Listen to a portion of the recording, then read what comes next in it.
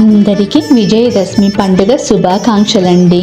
ఆచారం 10వ రోజు భక్తులు అందరూ దసరా జరుపుకుంటారు. చెడుపై మంచి సాధించిన విజయానికి ప్రతీకగా తరచుగా రావణుడి దిష్టి బొమ్మను దహనం చేయడం ద్వారా గుర్తించబడుతుంది. ప్రాముఖ్యత: నవరాత్రులు ముగింపు మరియు రాక్షసరాజు రావణుడిపై శ్రీరాముడు సాధించిన విజయాన్ని సూచిస్తుంది. ప్రతిరోజు ఆచారాలు, ఆరాధన, ఉపవాసం మరియు ప్రార్థనలపై దృష్టి పెడతారు. నిర్దిష్ట సమర్పణలు మరియు అభ్యాసాలు ప్రాంతం బట్టి మరియు కుటుంబ సంప్రదాయాల ప్రకారం మారుతూ ఉంటాయి. దసరా నవరాత్రులు దుర్గాదేవి 9 అలంకరణ రూపాలు.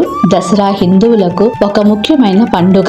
ఆశ్వయుజ శుద్ధ పాడ్యమి నుండి ఆశ్వయుజ శుద్ధ నవమి వరకు 9 రోజులు దేవీ నవరాత్రులు. 10వ రోజు విజయదశమి కలిసి దసరా అంటారు. ముఖ్యముగా శక్తి ఆరాధనకు ప్రాధాన్యత ఇచ్చే పండుగ.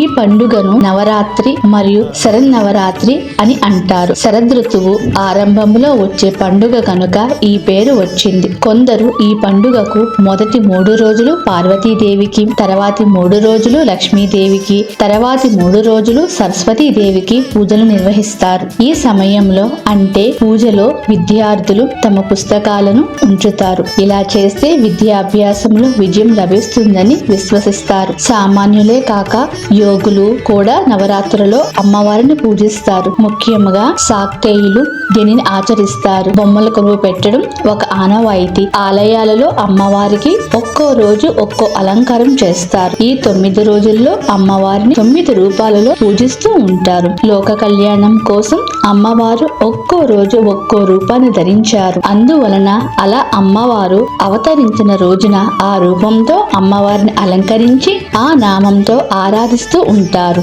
అలా అమ్మవారు బాలాత్రిపుర సుందరీదేవి, గాయత్రీదేవి, అన్నపూర్ణాదేవి మొదలైన రూపాలతో దర్శనమిస్తూ ఉంటారు. ఇలా ఈ నవరాత్రుల సమయంలో ఒక్కో అమ్మవారిని ఆరాధించడం వలన ఒక్కో విశేషత ఫలితం లభిస్తుందని ఆధ్యాత్మిక గ్రంథాలు చెబుతున్నాయి.